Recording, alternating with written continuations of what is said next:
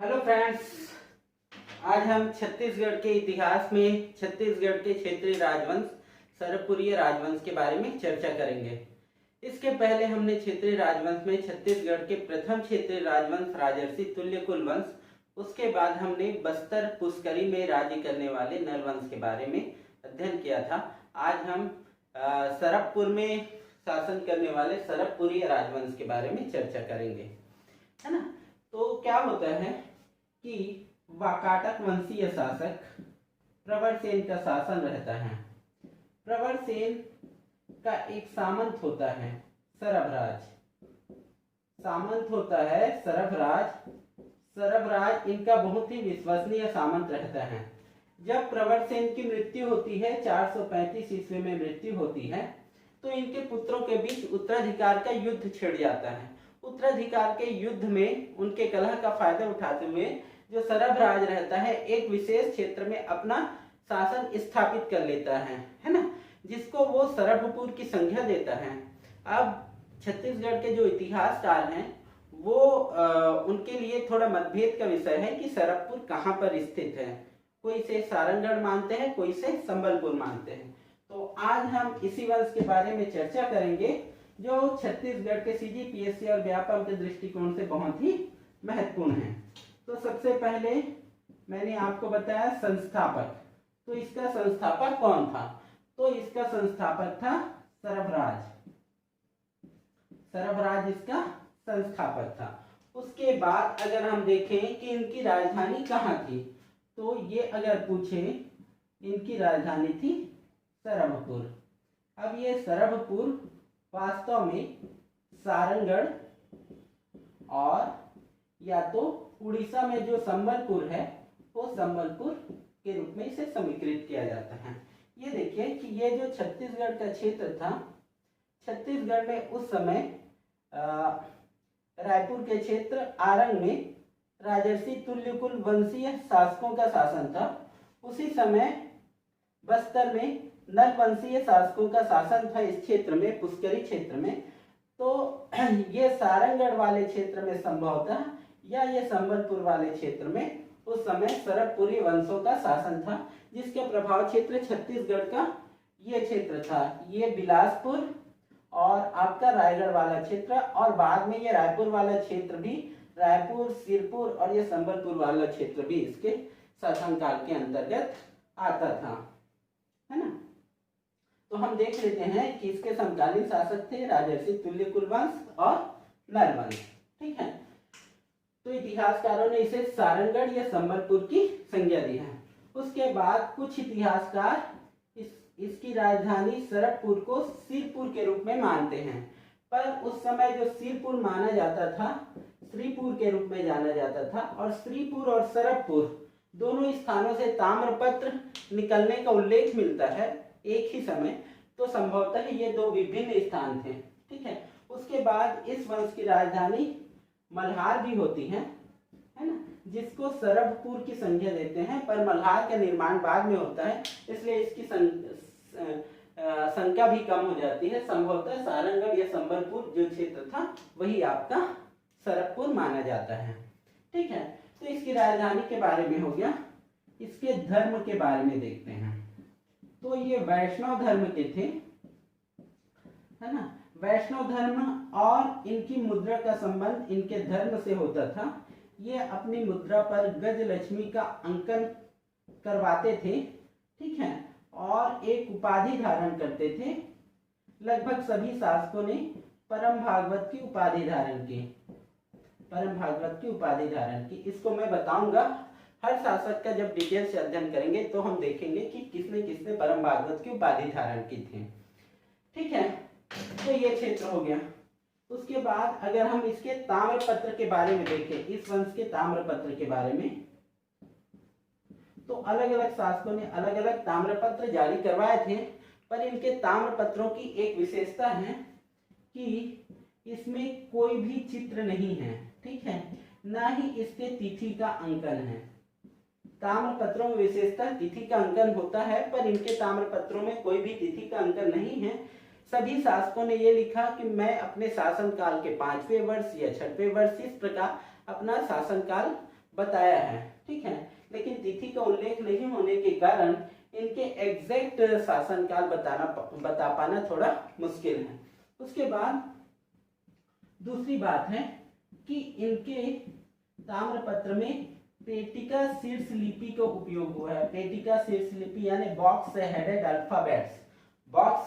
Alphabets का प्रयोग हुआ है। ये दोनों फैक्ट जो हैं ये आपके सीजीपीएससी में पूछे गए हैं। ये क्वेश्चन पूछा गया है, ये क्वेश्चन पूछा गया है, ये क्वेश्चन अभी तक पूछा जा चुका है, ठीक है। तो आप ये सभी फैक्ट्स आप याद रखिए, बहुत ही इंपॉर्टेंट फैक्ट हैं। अब इसके बाद हम देखते हैं इस वंश के शासकों के बारे में। इस वंश के शासकों ने सबसे महत्वपूर्ण एक प्रसन्न मात्र होता है, उस पर भी हम चर्चा करेंगे। सबसे पहले जो इसके संस्थापक जो राजा थे सरभराज, उसके बारे में हम देख लेते हैं।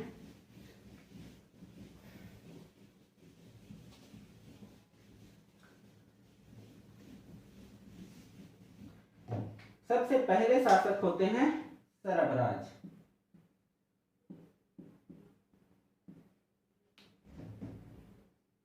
ये जो सरभराज शासक होते हैं इसका उल्लेख गुप्त वंशीय शासक गुप्त वंशीय शासक जो भानुगुप्त होता है उसके एरन अभिलेख में इसका उल्लेख है। एरन अभिलेख सती प्रथा का प्रथम अभिलेख कहलाता है जो गुप्त वंशीय शासक भानुगुप्त ने जारी किया था। ये इसका संवत है 191 गुप्त संवत यानी कि 510 ईस्वी में ये जारी करता है, ठीक है। भानुगुप्त के एरन अभिलेख में इसका उल्लेख है, ठीक है। दूसरी बात ये है कि ये वैष्णव धर्म का अनुयायी था, है ना, ठीक है, ये वैष्णव धर्म का अनुयायी था। तीसरी बात ये है कि इसने सिक्के चलाए थे अपने नाम के, कि इनके सिक्कों में पहले जो प्राकृत भाषा का उपयोग होता था वो प्राकृत भाषा का उपयोग ना होके इसने एक नई भाषा संस्कृत भाषा का प्रचलन करवाया, संस्कृत भाषा लिखवाया इसमें। तो ये फैक्ट भी जान लीजिए कि पुरीय वंशीय शासक जो थे वो ब्राह्मणों को और संस्कृत भाषा को बहुत ही ज्यादा तवज्जो देते थे, ठीक है। और ब्राह्मणों को ग्राम दान करने की परंपरा भी इनमें थी, इसको हम आगे देखेंगे। तो इसने सिक्के चलाए थे, ठीक है। और इनके साम्राज्य के बारे में देखें तो इनका जो साम्राज्य था वो आपके छत्तीसगढ़ के बिलासपुर और रायगढ़ वाले क्षेत्र में स्थित था। बाद में इनका साम्राज्य विस्तार होता है और उड़ीसा के कुछ भागों में इसका विस्तार होता है, ठीक है। तो हम देखते हैं सरभराज के बारे में कि इसने अपने नाम पर राजधानी का निर्माण करवाया था। पहली बात तो ये थी कि ये संस्थापक भी था, संस्थापक और अपने नाम से राजधानी का निर्माण भी करवाता है। तो राजधानी का निर्माण अपने नाम से और अपने नाम से ही सिक्के चलवाता है, अपना सिक्का चलवाता है। तो इससे सिद्ध होता है कि ये एक स्वतंत्र शासक था, अपने क्षेत्र में स्वतंत्र रूप से शासन करता था, किसी के अधीन शासन नहीं करता था। अब सरभराज के बाद उनके दो पुत्र होते हैं। एक आपका होता है नरेंद्र जो छोटा पुत्र होता है, और बड़े का नाम इतिहासकारों ने महेंद्र दिया है जो संभवतः वाकाटक वंशीय शासक प्रतीत होता है। देखिए ये आपका शासक है सरभराज। सरभराज के दो पुत्र होते हैं इतिहासकारों के अनुसार, महेंद्र और नरेंद्र, ठीक है। तो इतिहासकार कहते हैं कि सरभराज के बाद महेंद्र ने शासन किया, लेकिन इतिहास में यह स्थापित हो चुका है कि ये जो महेंद्र है वो वाकाटक वंशीय शासक हैं। ये वही वाकाटक वंशीय शासक है जिस पर समुद्रगुप्त ने आक्रमण किया था और इसके क्षेत्रों को जीता था, ठीक है। ये समुद्रगुप्त के प्रयाग प्रशस्ति में दक्षिण कोसल के राजा महेंद्र को मैंने जीता है उसका उल्लेख जो करता है वही महेंद्र शासक के बारे में इतिहासकार बोलते हैं, लेकिन हमने इसे वाकाटक वंशीय शासक के रूप में मान चुके हैं और सीजीपीएससी भी यही मानता है। तो हम लेके चले कि अब सरभराज के बाद नरेंद्र शासक बना, ठीक है। दूसरे शासक थे नरेंद्र। तो नरेंद्र के बारे में देखें तो इसके 2 ताम्रपत्र मिलते हैं जहां से इनकी जानकारी मिलती है।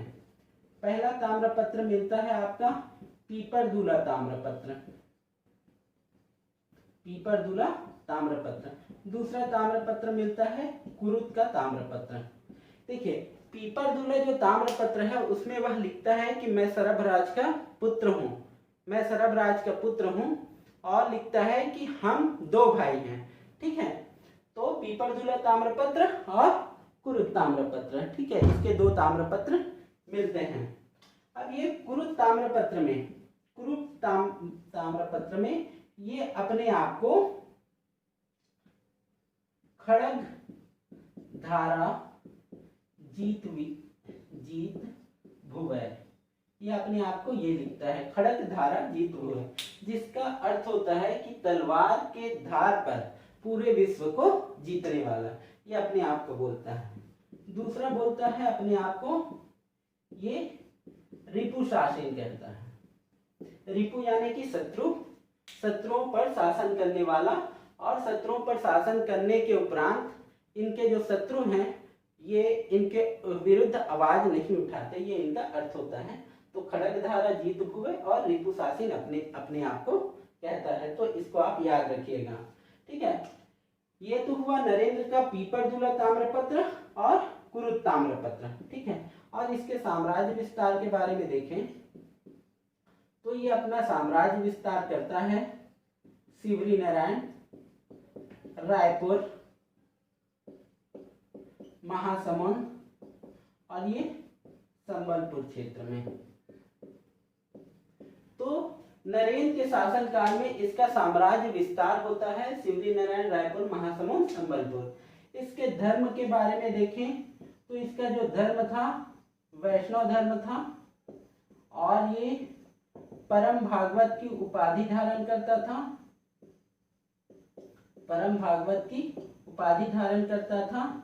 प्लस ये अपने जो सिक्के थे उसमें गज भिषिक्त लक्ष्मी का चित्रांकन करवाया। गज भिषिक्त लक्ष्मी, गज भिषिक्त लक्ष्मी क्या होता है इसको हम देख लेते हैं। गज यानी कि हाथी, हाथी कलश लेकर उसमें पानी लेकर लक्ष्मी को स्नान कराती है, ऐसा चिन्हांकन इनके सिक्कों में हुआ है।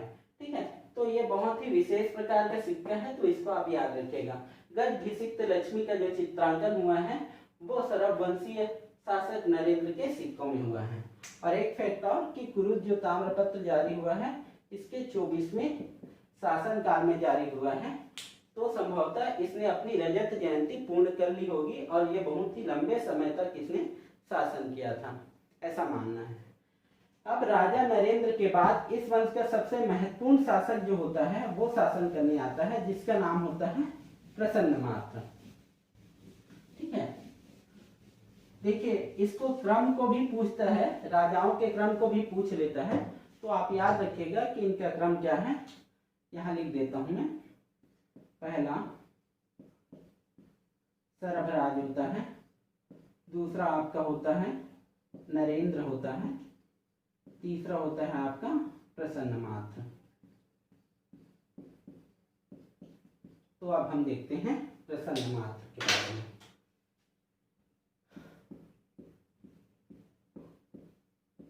प्रसन्नमात्र के क्या क्या कार्य थे। तो पहला ये सबसे फेमस होता है शहर निर्माण, शहर निर्माण। दूसरा इसके जो सिक्के हैं इसके कारण से ये प्रचलित होता है।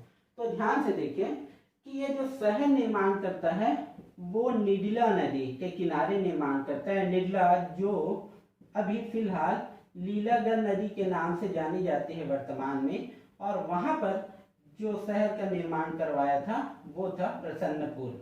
प्रसन्नपुर जो वर्तमान में मल्हार के नाम से जाना जाता है।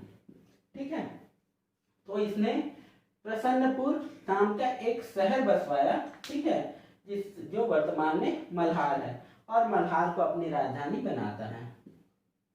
तो मल्हार को किसने राजधानी बनाई थी? तो प्रसन्नमात्र ने राजधानी बनवाई थी। अब इसके सिक्के के बारे में चर्चा करें तो इसने सोना का पानी चढ़ा,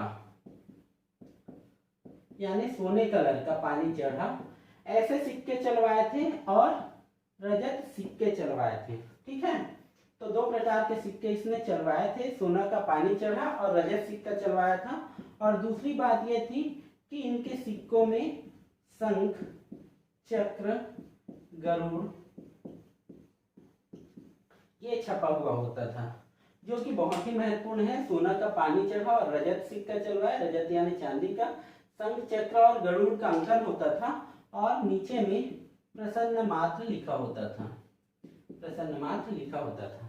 देखिए, जो सिक्के होते थे उसके मध्य में शंख होता था, किनारे किनारे में चक्र होता था और उसके पीछे भाग में गरुड़ का अंकन होता था और उसके पहले वाले भाग के नीचे भाग में उसका नाम अंकन होता था, प्रसन्न मात्र। ठीक है, ये जो सिक्के होते थे, सिक्के जारी करने के लिए इसने टकसाल का निर्माण करवाया था, जहां उसने राजधानी स्थापित की थी मल्हार में। तो मल्हार में इसने टकसाल का निर्माण करवाया था। ये भी प्रसन्न मात्र जो है बहुत ही महत्वपूर्ण शासक होता है सरभपुरी वंश में, तो इसको आप याद रखिए। शहर निर्माण मल्हार, प्रसन्नपुर का निर्माण करवाया, सिक्का सोने का पानी चढ़ा, रजत सिक्का चलवाया और टकसाल का निर्माण करवाया मल्हार। ठीक है, तो इस प्रकार इसका शासनकाल कंप्लीट होता है। देखिए, जो प्रसन्न मात्र था उसी का शासनकाल इतिहासकारों ने दिया है लगभग 460 से 480 ईस्वी के मध्य इसका शासनकाल रहता है। और कुछ फैक्ट अगर छूटता है तो मैं आपको कवर करा देता हूं, है ना। इसमें पेटिका शीर्ष लिपि जो मैंने बताया उसका प्रयोग हुआ था, है ना। और इसके सबसे ज्यादा 116 से अधिक सिक्के प्राप्त हुए हैं, है ना। और ये नाम मात्र का गुप्तों की अधीनता स्वीकार करता था प्रसन्न मात्र, है ना। तो ये हुआ प्रसन्न मात्र का। अब प्रसन्न मात्र के बाद इसके दो पुत्र होते हैं। एक पुत्र का नाम होता है जयराज और दूसरे का नाम होता है मनमात्र, है ना। तो इसके बाद इसका सबसे बड़ा जो पुत्र रहता है जयराज, है ना। जयराज उत्तराधिकारी बनता है। देखते हैं, इसके बाद आता है आपका चौथा जयराज।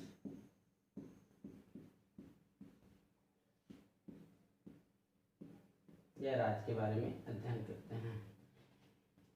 देखिए, जैसा हमने देखा था इसके पहले कि कई शासक अपने नाम के सामने महा लगवाने का शुरुआत करते हैं, ऐसी ये जयराज ऐसा शासक था जो अपने नाम के सामने महा लगाता था, जिसको जयराज या महाजयराज के नाम से जाना जाता है। ठीक है, इसके बारे में हम देखते हैं। पहला तो इसने मल्हार ताम्रपत्र जारी किया।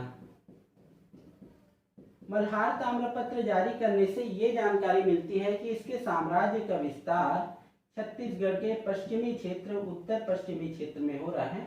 मुंगेली क्षेत्र के विजय का वर्णन, है ना, यानी शासन का मुंगेली क्षेत्र में जाना, इसकी जानकारी हमको मल्हार ताम्रपत्र से मिलती है, जो जयराज का ताम्रपत्र है। तो इसको आप याद रखिएगा, मल्हार ताम्रपत्र जारी किया था जयराज ने। ये संभवतः सही जोड़ी में पूछता है कि ये ताम्रपत्र किसने जारी किया था, तो जयराज का ताम्रपत्र था मुंगेली मल्हार ताम्रपत्र। उसके बाद ग्रामदान। ग्रामदान इसने किया था विष्णु स्वामी नामक एक ब्राह्मण को। कहाँ ग्रामदान किया था? देखिए, भुक्ति उस समय तहसील को कहा जाता था, तो ये संपराज भुक्ति का एक गांव था, उसमें इसने एक ग्राम को दान दिया था। तीसरी बात, ये वैष्णव धर्म का अनुयायी था और उपाधि धारण करता था परम भागवत की। जैसे मैंने शुरुआत में बता दिया कि इस वंश के जो शासक थे परम भागवत की उपाधि धारण करते थे और वैष्णव धर्म के अनुयायी थे। ठीक है, तो जयराज भी नाम मात्र की गुप्तों की अधीनता स्वीकार करता था। जयराज के बाद इसका जो भाई होता है, ठीक है, मनमात्र। मनमात्र शासन करने के लिए आता है। उसको हम देख लेते हैं। जयराज के बाद पांचवा शासक मनमात्र, इसको दुर्गराज के रूप में भी जाना जाता है। ठीक है, इसको हम जयराज को बना देते हैं दुर्गराज, या इसी को कहा जाता था मनमात्र। ये देखिए जो दुर्गराज है ये इसकी उपाधि थी, क्योंकि इसने बहुत सारे दुर्ग विजित किए थे, यानी किले विजित किए थे। दुर्ग विजित करने के कारण इसको दुर्गराज की उपाधि मिली हुई थी। ठीक है, संभवतः इसने दुर्ग शहर का निर्माण करवाया था। दुर्ग शहर का निर्माण इसने करवाया था। ठीक है, ये बहुत ही इंपॉर्टेंट फैक्ट है सीजीपीएससी के दृष्टिकोण से। अब दुर्ग शहर का निर्माण करवाया था और इसने कांकेर का क्षेत्र विजित किया था। कांकेर का क्षेत्र विजित किया था। ठीक है, साथ ही साथ इसने चित्रांगनपुर जो कि वर्तमान में सिरपुर है, उस क्षेत्र को जीतने का प्रथम श्रेय इसी दुर्गराज या मनमात्र को जाता है। ठीक है, तो इसको आप याद रखिएगा, दुर्गराज मनमात्र। ठीक है, अब मनमात्र के दो पुत्र होते हैं, सुदेवराज है ना और प्रवरराज द्वितीय। लेकिन उसके बाद एक शासक, मनमात्र के बाद एक शासक का उल्लेख मिलता है, प्रवरराज फर्स्ट। प्रवरराज फर्स्ट, ये प्रवरराज फर्स्ट जो होता है वो जो सिरपुर मिला रहता है। ठीक है, सिरपुर जो मनमात्र जीता रहता है, सिरपुर को अपनी राजधानी बनाता है। ठीक है, तो तीन राजधानी हो गई। प्रथम राजधानी सरभपुर, उसके बाद चित्रांगनपुर को राजधानी बनाई, मल्हार को राजधानी बनाई थी आपकी, है ना, प्रसन्न मात्र ने। उसके बाद प्रवरराज ने राजधानी बनाई थी सिरपुर को। तो तीन राजधानी का उल्लेख इस वंश में मिलता है। प्रवरराज के बाद जो शासक होता है वो है आपका सुदेवराज। सुदेवराज, उसके बारे में देखते हैं हम।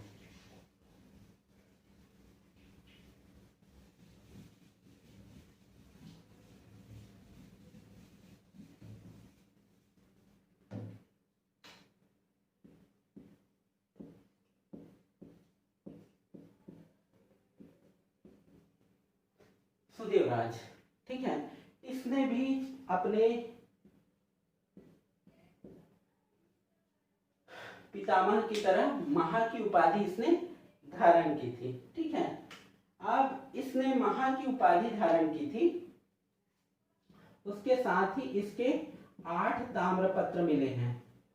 8 ताम्रपत्र, इसमें 6 ताम्रपत्र सरभपुर से मिले हैं और 2 ताम्रपत्र आपके मिले हैं श्रीपुर से। श्रीपुर जो कि है ना, ये था श्रीपुर, है ना। और देखिए दूसरी बात ये थी कि इसके शासनकाल में एक इंद्रबल नाम का सामंत का उल्लेख मिलता है, जो कि बहुत महत्वपूर्ण है।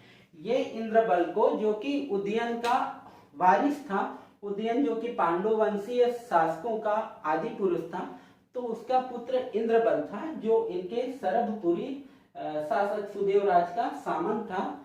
वो पहले दरबारी था, लेकिन धीरे धीरे करते हुए ये विश्वास पात्र बनकर इनके सबसे अधिक शक्तिशाली महामंत्री बनता है, सर्वाधिकारणाधिकृत करके पद पर सर्वाधिकारणाधिकृत इस पद पर आसीन हो जाता है। और इन फ्यूचर, ठीक है, सुदेवराज का जो भाई प्रवरराज द्वितीय रहता है, उसकी मृत्यु करके ये इस वंश का अंत करता है, सरभपुरीय राजवंश का अंत करके अपना एक नया राजवंश सोमवंश को प्रारंभ करता है, जो छत्तीसगढ़ के दक्षिण कोसल का पांडु वंशीय शासक के रूप में फेमस होता है। इसको हम देखेंगे इंद्रबल इसका सामंत बना जो सर्वाधिकारणाधिकृत के पद पर आसीन था। ठीक है, तो सुदेव राज में इतना ही है। उसके बाद हम देखते हैं प्रवरराज द्वितीय का शासनकाल।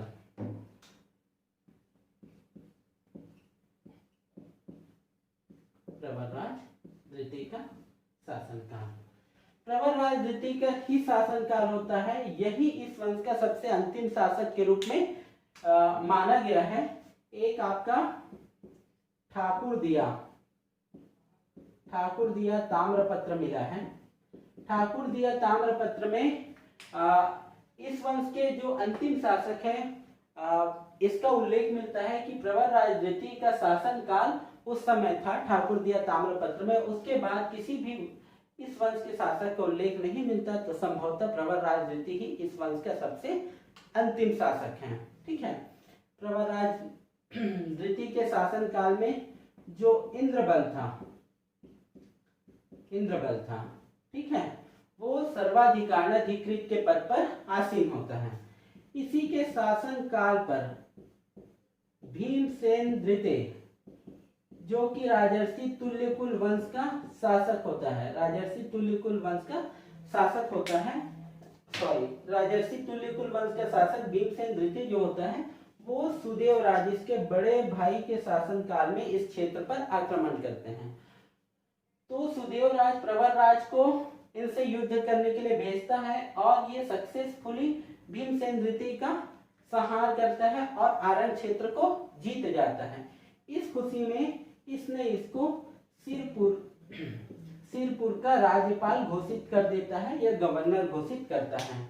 ठीक है, उसके बाद ये राजा बनता है प्रवरराज द्वितीय, ये इसमें फैक्ट था। उसके बाद हम देख लेते हैं कि जो इंद्रबल होता है वो प्रवरराज द्वितीय का दामान समझा जाता है। तो ये क्या होता है, दामान के चक्कर में इसको इस क्षेत्र में लाया जाता है और सर्वाधिकारणाधिकृत के पद पर आसीन किया जाता है। जब ये आसीन होता है उसी समय इनके जो चाचा रहते हैं सूरबल जो चाचा रहते हैं प्रवरराज द्वितीय पर आक्रमण करते हैं और उसमें सूरबल पराजित होता है। सूरबल पराजित होने के बाद ये बहुत ही अपमान समझता है अपना और इंद्रबल को जो इसका भतीजा रहता है वो उसको उकसाता है और इस पर आक्रमण करने के लिए कहता है प्रवरराज द्वितीय पर। संभवतः उस युद्ध में इंद्रबल विजयी होता है, प्रवरराज द्वितीय की हार होती है, प्रवरराज द्वितीय की मृत्यु हो जाती है और इस क्षेत्र में सिरपुर वाले क्षेत्र में एक अलग राजवंश पांडुवंशीय राजवंश की स्थापना होती है जिसको हम नेक्स्ट लेक्चर में देखेंगे। ठीक है, तो इस प्रकार सरभपुरीय राजवंश का अंत होता है। ठीक, तो इसमें केवल 8 शासकों के बारे में हमने अध्ययन किया। सुदेव राज के बाद प्रवरराज द्वितीय होता है, 8वां प्रवरराज द्वितीय। ठीक है, अब देखिए इसमें इसके प्रशासन के बारे में उल्लेख है इनके लेखों में। तो प्रशासन के बारे में हम थोड़ा बहुत देख लेते हैं। इनका प्रशासन जो था, ग्राम इनकी छोटी इकाई थी। ठीक है, सबसे छोटी इकाई थी। फिर आता था भुक्ति जो कहा जाता था, जो वर्तमान में तहसील है उसको भुक्ति कहा जाता था। भुक्ति के बाद जो जिला होता था उस समय, है ना, उसको वर्तमान जिले को उस समय आहार कहा जाता था, आहार को जिला कहा जाता था। तो ये बहुत ही महत्वपूर्ण हो जाता है। इसके संबंध में क्वेश्चन पूछे जा सकते हैं ग्राम भुक्ति और आहार जिला के संबंध में। ठीक है, तो सरभपुरीय राजवंश में मात्र इतना ही। अब देखेंगे पांडुवंशी राजवंश।